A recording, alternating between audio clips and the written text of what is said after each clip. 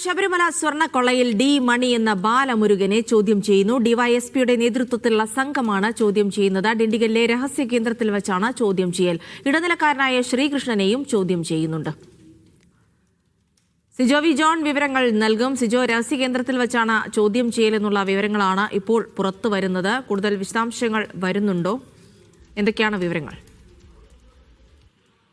ശബരിമലയിൽ നിന്ന് വിഗ്രഹങ്ങൾ, പഞ്ചലോഹ വിഗ്രഹങ്ങൾ കടത്തിയെന്നൊക്കെ സംഭവത്തിലാണ്, പരാതിയിലാണ് ഇപ്പോൾ തമിഴ്നാട് സ്വദേശിയായിട്ടുള്ള ഡി മണി എന്ന് പറയുന്ന ബാലമുരുകനെയും അതോടൊപ്പം തന്നെ ഇയാളുടെ സുഹൃത്ത് ശ്രീകൃഷ്ണനെയും ചോദ്യം ചെയ്യുന്നത്. ഇവിടെ പ്രാഥമിക ചോദ്യം ചെയ്യൽ നേരത്തെ പൂർത്തിയാക്കിയിരുന്നു. അതിനുശേഷമാണ് വിശദമായ ചോദ്യം ചെയ്യലിലേക്ക് കടക്കുന്നത്.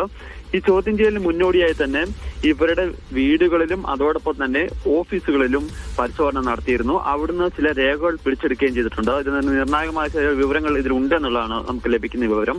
അതിന്റെ അടിസ്ഥാനത്തിലാണ് ഇവരെ വിശദമായ ചോദ്യം ചെയ്യൽ ആരംഭിച്ചിരിക്കുന്നത്. ഇപ്പോൾ ഏകദേശം ഒരു 3 മണിക്കൂറോളം പിന്നിട്ടിട്ടുണ്ട് ഈ ചോദ്യം ചെയ്യൽ. ഏതായാലും ഇതുമായി ബന്ധപ്പെട്ട് ഇവർക്ക് അറിയാവുന്ന കാര്യങ്ങൾ വിശദമായി മൊഴിയായി നൽകാം എന്നുള്ളൊരു കാര്യം ഇവർ വ്യക്തമാക്കുകയും ചെയ്തിരുന്നു.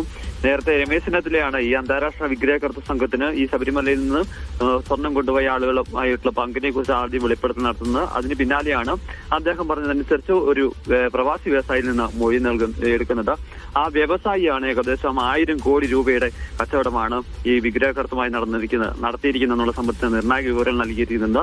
അതിന്റെ അടിസ്ഥാനത്തിലാണ് ഇപ്പോൾ ഇവരെ ചോദ്യം ചെയ്യുന്നത്. എന്തായാലും ഈ ഡി മണി എന്ന് പറയുന്ന ആൾക്കും അന്താരാഷ്ട്ര വിഗ്രഹകർത്തൃ സംഘവുമായി ബന്ധമുണ്ടെന്നുള്ള വിവരങ്ങൾ ലഭിച്ചിട്ടുണ്ട്. അത് ഈ ശബരിമലയിൽ നിന്ന് കൊണ്ടുപോയിട്ടുള്ള ഈ പറയുന്ന രീതിയിലുള്ള പഞ്ചലോഹ വിഗ്രഹങ്ങൾ കൊണ്ടുപോയിട്ടുണ്ടോ, അത്തരത്തിൽ എന്തെങ്കിലും ഇടപാടുകൾ നടത്തിയിട്ടുണ്ടോ എന്നുള്ളതാണ് ഇപ്പോൾ പരിശോധിക്കുന്നത്.